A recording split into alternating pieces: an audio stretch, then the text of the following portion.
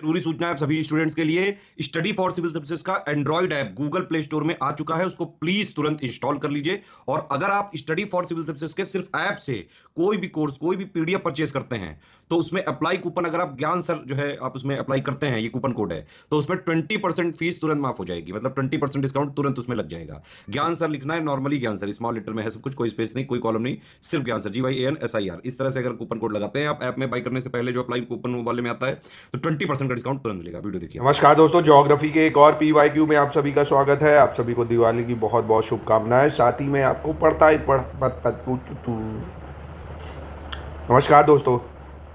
नमस्कार दोस्तों, ज्योग्राफी की एक और PYQ सीरीज में आपका स्वागत है। आज हम लोग क्वेश्चन नंबर 301 पे पहुंच गए हैं। लगातार आप इसको आई होप प्लेलिस्ट को फॉलो कर रहे हैं। दिवाली आप तो मना ही रहे हैं, साथ में पढ़ाई भी बेहद ज़रूरी है, क्योंकि दिवाली तो तभी होती है आपकी जब आपके सपने पूरे होते हैं, है ना।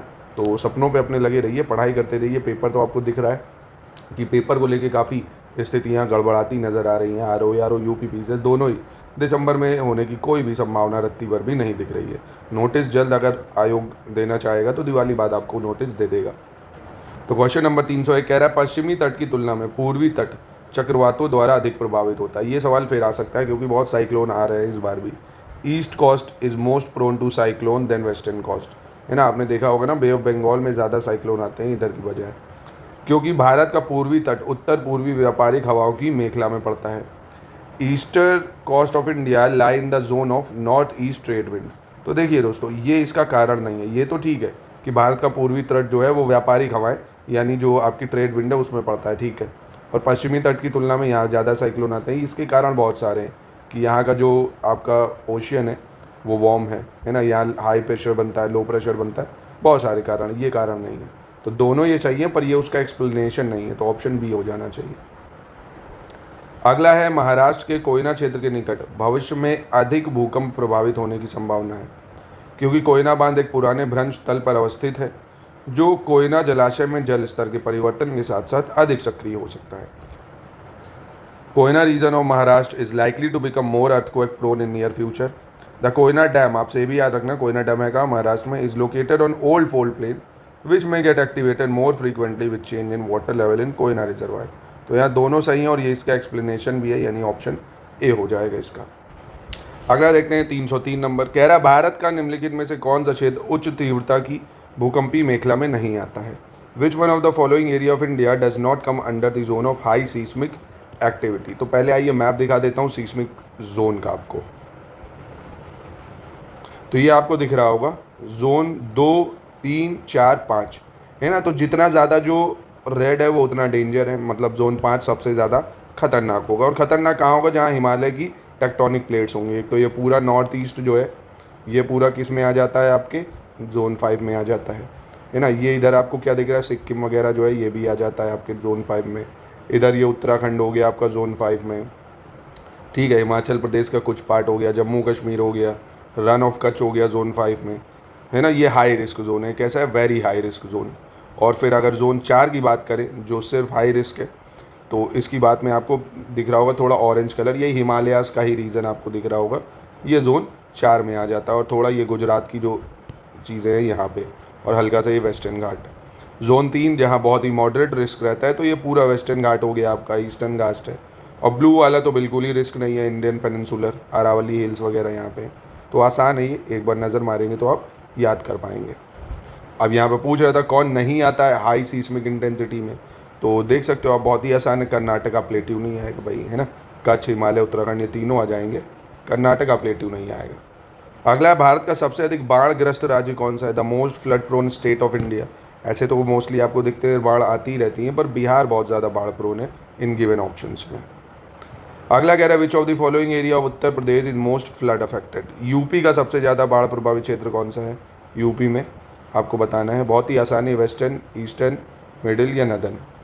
तो आपको पता है यूपी में वही जो बिहार से सटा हुआ एरिया है, यानी ईस्टर्न, ठीक है, क्योंकि भाई बिहार में ही सबसे ज़्यादा आते हैं और इधर का एरिया बिहार से लगता है, तो आप ऐसे याद कर सकते हो। चलिए 306 नंबर देख लेते हैं क्या कह रहे हैं। Which of the following soil of India has been form due to weathering of basaltic lava. भारत की निम्न मिट्टियों में से कौन बसाल्ट लावा के अपक्षय के कारण निर्मित हुई है। जलोढ़, लेटराइट मिट्टी, लाल मिट्टी या रेगुर मिट्टी। तो इसका सही उत्तर क्या हो जाएगा, रेगुर सॉइल। कौन हो जाएगा, रेगुर सॉइल, क्योंकि जो लावा ओरिजिन से बनी है वो है आपकी रेगुर सॉइल, या इसको ब्लैक सॉइल भी बोला जाता है। ठीक है, रेगुर या ब्लैक सॉइल। अगला देखते हैं 307, कह रहा the regur soil of Deccan trap are black in colour because they are rich in humus. दूसरा, दक्षिण ट्रैप के मतलब हिंदी में देखते हैं, दक्षिणी ट्रैप की रेगुर मिट्टियाँ काली होती है कारण उनमें ह्यूमस प्रचुर मात्रा में होता है। तो यहाँ पे देखिए पहला तो सही है बिल्कुल कि ब्लैक सॉइल जो है मतलब उसको ही रेगुर मिट्टी कहते हैं, पर वो ह्यूमस में रिच होती है इस कारण से, तो ये गलत हो जाएगा। सिर्फ ऑप्शन ए सही है, इसका आर गलत होगा। अगला कह रहा है भारत की निम्नलिखित मिट्टियों में से कपास की खेती के लिए कौन सी सर्वाधिक उपयुक्त है। तो अभी बताया मैंने, रेगुर सॉइल या ब्लैक सॉइल। काली मिट्टी कपास की खेती के लिए उपयुक्त होती है, black soils are suitable for cotton, ठीक है, because they are rich in nitrogen and organic matter. तो ये गलत हो जाएगा, इसका सी। सिर्फ ऑप्शन ए सही होगा इसका, यानी सी हो जाएगा इसका। अगला है लावा मिट्टियाँ पाई जाती हैं। भाई लावा सॉइल्स कहाँ पाई जाती हैं आपको बताना है। छत्तीसगढ़ मैदान में, सरयू पार मैदान में, मालवा पठार में, शिलोंग में। तो ये मालवा प्लेटू में मिलती हैं लावा सॉइल्स आपको। मालवा पठार की प्रमुख मिट्टी कौन सी है भाई, काली मिट्टी, लाल मिट्टी, लेटराइट या जलोढ़ मिट्टी। तो मालवा प्लेट्यू की जो प्रीडोमिनेंट है वो है ब्लैक सॉइल। क्या हो जाएगी, ब्लैक सॉइल हो जाएगी। अगला देखते हैं, इस मृदा को सिंचाई की कम आवश्यकता होती है क्योंकि वह नमी रोक कर रखती है, वह कौन सी मृदा होती है। Which soil needs little irrigation as it retain soil water. तो आसान है दोस्तों, ब्लैक सॉइल। इसको सेल्फ फ्लो सॉइल भी बोला जाता है, आपने पढ़ा होगा। खुद की ही मतलब ये जुताई कर लेती है क्योंकि क्रैक्स पड़ जाते हैं इसमें, वाटर होल्ड कर लेती है ये, है ना। तो इसको काली मिट्टी है ये, इसका सही आंसर। अगला कह रहा है which of the following statement is not correct. निम्नलिखित कथनों में से कौन सही नहीं होगा। Black soil is called regur, ठीक है, ये हम लोग अभी देख के आ रहे हैं, सही है ये। According to Krebs the regular soil is essentially mature soil. Krebs के अनुसार रेगुर मिट्टी अनिवार्य रूप से एक परिपक्व मिट्टी है, ये भी ठीक हो जाएगा। Black soils are highly retentive to moisture, मतलब आर्द्रता यानी नमी धारण करने की उच्च क्षमता होती है। और काली मिट्टी हिमालय क्षेत्र में पाई जाती है, तो ऐसे ही पता चल रहा गलत। ये डेक्कन ट्रैप्स जो है दक्षिणी पठार्स वगैरह वहाँ पाई जाती है। Laterite soils are predominant in. Laterite soil कहाँ पाई जाती है मिट्टियाँ भाई, मालाबार जो तट है वहाँ, कोरमंडल तट, बुंदेलखंड या बाघेलखंड। ये भी आसान है। तो जो मालाबार कोस्ट एरिया है आपका, मालाबार कोस्ट, उधर आपके ये पाई जाती हैं। और मालाबार कोस्ट आई होप आपको पता होगा, कर्नाटक, केरल, इधर पड़ती हैं ये, ठीक है। यहीं पे लेटेराइट्स मिट्टियाँ पाई जाती हैं। अगला, which of the following statement is not true for laterite soils. ठीक है, तो पहला तो ये याद हो गया आपको, मालाबार तट में पाई जाती हैं। और दूसरी चीज़ें भी अब याद कर लीजिए भैया, कौन सा इसमें सही है। They are the soils of humid tropical regions. वे आर्द्र अपलक्षित प्रदेशों की मिट्टियाँ हैं भैया, ठीक है, ये पहला स्टेटमेंट। वे बहुत ही अपलक्षित मिट्टियाँ हैं, यानी हाईली लीच्ड सॉइल है, ठीक है, ये भी सही है क्योंकि बहुत पानी वानी होता है यहाँ से। देयर फर्टिलिटी इज लो, ये भी सही हो जाएगा। They are rich in line, ये गलत हो जाएगा, है ना। रिच इन लाइन नहीं, चूना प्रचुर मात्रा में पाया जाता है, ये गलत है। इसमें आयरन कंटेंट ज़्यादा होता है, ठीक है, और नाइट्रोजन, फास्फोरस, पोटेशियम, लाइम ये सब बहुत कम होता है, ठीक है। अगला देखते हैं, the micro nutrient maximum deficient in Indian soil is. Bharat की जो मृदा है उनमें सबसे जो सूक्ष्म तत्व है वो कौन सा है। तो ये है होता है जिंक। डायरेक्ट सवाल है, याद रखिएगा, जिंक जो है भारत की मिट्टियों में सबसे सूक्ष्म तत्व है। तो ये सब मिट्टियों वाले सवाल भी बहुत आते हैं, तो सॉइल का आपका पूरा रिवीजन देखिए इससे हो गया है।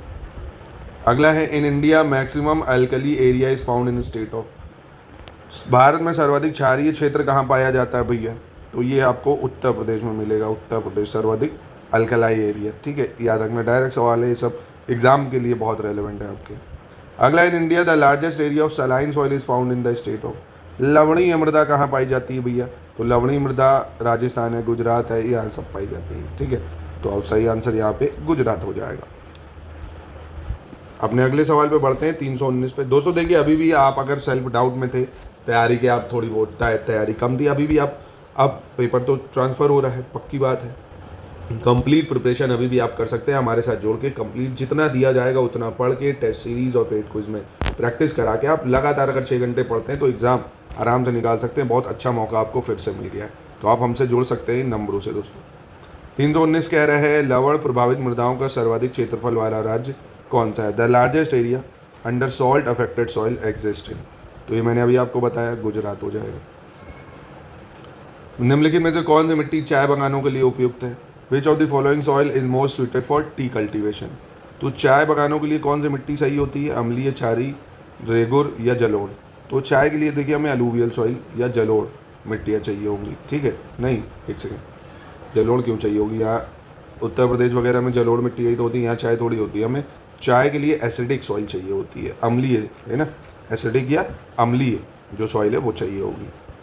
भारत में निम्न में से किस क्षेत्र में मृदा अपरदन की समस्या गंभीर है। In which one of the following area in India the problem of soil erosion is critical. तो मालवा पठार, शिवालिक पहाड़ियों के पद क्षेत्र यानी फुट हिल्स, दंडकर्णिया रीजन या मेघालय पठार। तो जो शिवालिक एरिया है यहाँ पे आपको सॉइल इरोजन देखने को ज़्यादा मिलेगा, है ना। ऋषिकेश गए हो गए आप थोड़ा सा आगे तो वो सब शिवालिक हिल्स ही पड़ती हैं। अगला है सागौन तथा साल किसके उत्पाद हैं। टीक एंड साल आर द प्रोडक्ट ऑफ।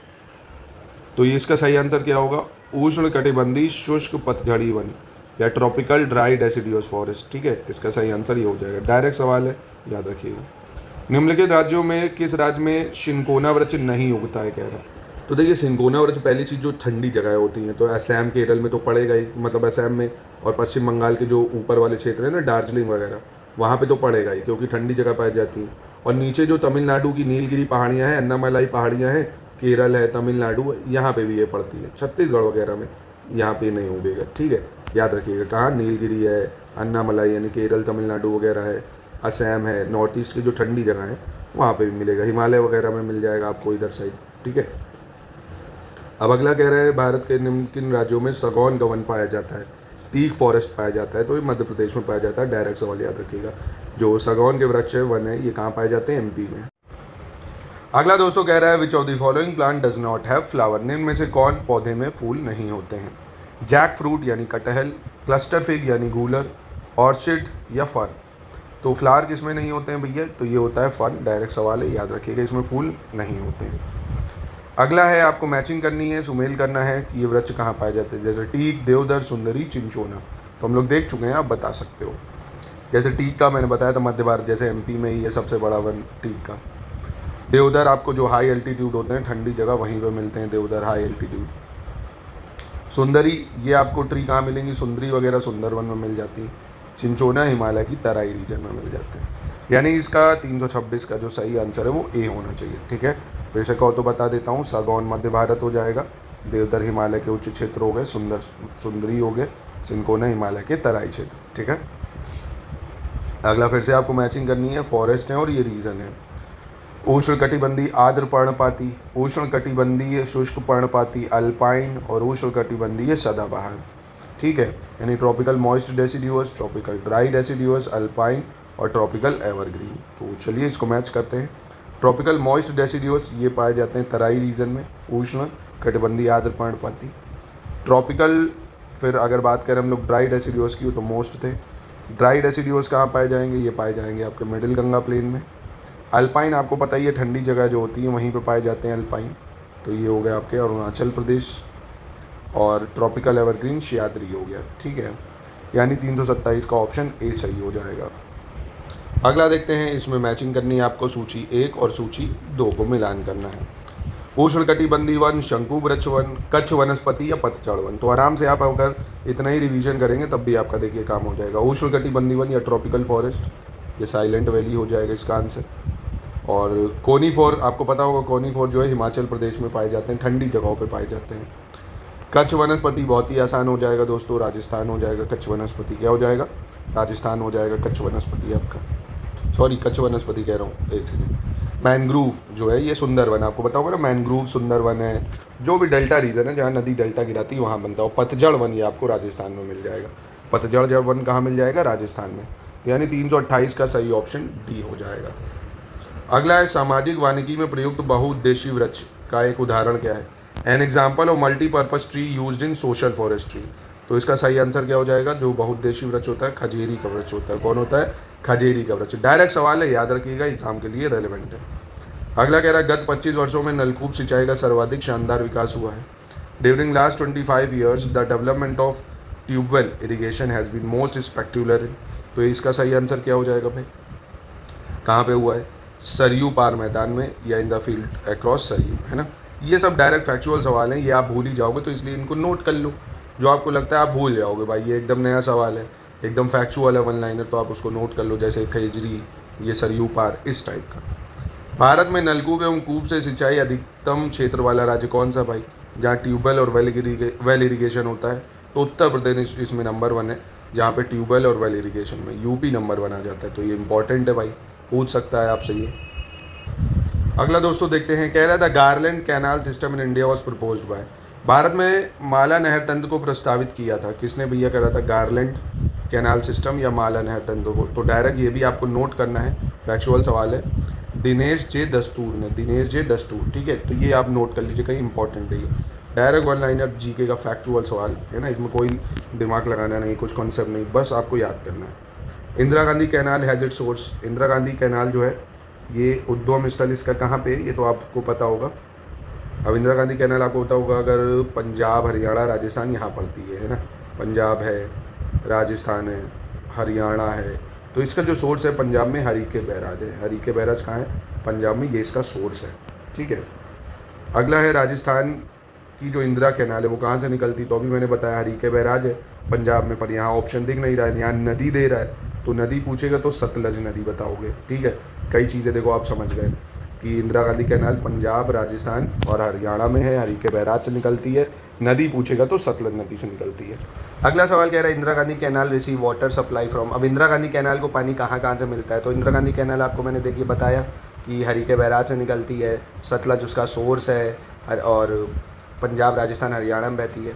इससे पहले आपको पता होगा जैसे इंदस नदी बहती है, फिर ये झेलम आती है, झेलम में चेनाब मिलती है, चेनाब में फिर आपको पता होगा रावी मिलती है, सतलज अलग से आती है जिसमें ब्यास मिलती है, और ये सारी नदियाँ फिर इसमें मिलके मिलती हैं, और फिर ये मिलती है इंदस से, इतना तो आपको पता होगा, तो उसी से लिंक करना है चीज़ें। तो इंदिरा गांधी कैनाल को कहाँ कहाँ से पानी मिलता है भाई? सतलज से तो मिलता है, ये आपने पढ़ा है अभी ऊपर, और यहाँ 4 ऑप्शन आपको कहाँ दिख रहा है? सिर्फ यहाँ पे, ऐसे भी आप कर सकते थे, है ना। तो ब्यास है, चेनाब है, सतलज, इसका पानी मिलता है इसको, ठीक है। अगला कह रहा है which of the following is the main objective of Sharda tributary command development project, तो करंट से लिंक करके बनाया गया सवाल है। शारदा सहायक समादेश विकास परियोजना के मुख्य उद्देश्य निम्नलिखित में से क्या है? लक्ष्यों के नीचे दिए गए कूट से सही उत्तर चुनिए। कृषि उत्पादन बढ़ाना, बहुफसली खेती द्वारा भूमि उपयोग के प्रारूप को बदलना, भू प्रबंधन का सुधार। तो इसका सही उत्तर क्या हो जाएगा? तीनों ही इसके सही थे, है ना, करंट से लिंक करके बनाया गया सवाल था। अगला कह रहा है निचली गंगा का उद्गम स्थान गंगा पर है, the lower Ganga canal is taken out of Ganga at Haridwar, Narora, Bareilly, Kanpur. तो आसान है ये भी दोस्तों, निचली गंगा का उद्गम स्थान है नरोरा में। कहाँ पे है? नरोरा में, ठीक है। हरियाली योजना किससे संबंधित थी? Hariyali Yojana is related to soil management, air management, crop management या वाटर मैनेजमेंट। तो ये थी दोस्तों हरियाली योजना जल प्रबंधन से, किससे? जल प्रबंधन से थी। अगला है the beneficiary state of Sharda Sarovar project, Sharda सरोवर परियोजना से किन किन राज्यों को लाभ होता है? तो आसान सवाल है, शारदा सरोवर के लिए आपको पता होगा गुजरात, महाराष्ट्र, एमपी और राजस्थान, ये बेनिफिशियरी स्टेट है, याद रखना। शारदा सरोवर नर्मदा नदी पे है, गुजरात, महाराष्ट्र, एमपी और राजस्थान इसके लाभान्वित राज्य हैं। अगला कह रहा है सरदार सरोवर से सर्वाधिक लाभ किसको मिलेगा? मैक्सिमम बेनिफिट किसको मिलता है? तो ऑप्शन के हिसाब से चलेंगे, गुजरात, उड़ीसा, एमपी या राजस्थान। तो भाई उड़ीसा ही, गुजरात को ही मिलेगा भाई, है ना, गुजरात को सबसे ज़्यादा बेनिफिट इससे देखने को मिलता है। भाखड़ा नांगल एक संयुक्त परियोजना है, तो अब देखिए आपको लगातार डैम्स की रिवीजन होगी। अब Bhakra Nangal is a joint project, अब ये एमसीक्यूज़ का मतलब फ़ायदा होता है, जो लेटेस्ट ट्रेंड के पीवाईक्यू होते हैं, जो लेटेस्ट में पूछे गए, आपका पूरा टॉपिक रिवाइज हो जाता है। तो भाखड़ा नांगल संयुक्त परियोजना हरियाणा की, पंजाब की और राजस्थान की। किसकी है? हरियाणा, पंजाब, राजस्थान की, ठीक है, याद रखिए। और सरदार सरोवर में कौन कौन बेनिफिशियरी राज्य हैं? तो गुजरात, महाराष्ट्र, एमपी, राजस्थान। अगला देखिए कह रहा है निम्नलिखित में से कौन भारत का सबसे पुराना पन बिजली उत्पादन केंद्र? विच of the following is the oldest hydro power station in India? तो इसका सही उत्तर क्या होगा भाई? सबसे पुराना जो हाइड्रो पावर प्लांट है वो कौन है? अब देखिए यहाँ पे एक चीज़ है, शिवा समुद्रम, पहले तो अब ये जान लो भैया ये है कहाँ? ये कर्नाटक में है, ठीक है, कर्नाटक में है। इसको ओल्डेस्ट नहीं कहा जा सकता क्योंकि ये 1902 में बना था। इससे भी पुराना एक है जो वेस्ट बंगाल के दार्जिलिंग में है, सिद्रापोंग हाइड्रो इलेक्ट्रिक पावर प्लांट। ये और पहले बना था 1897 में। सिद्रापोंग, क्या नाम है? सिद्रापोंग हाइड्रो पावर प्लांट। ये सबसे पहला पावर प्लांट सेट हुआ था 1897 में। 1902 में फिर बाद में हुआ था शिवा समुद्रम, जो कि कर्नाटका में है।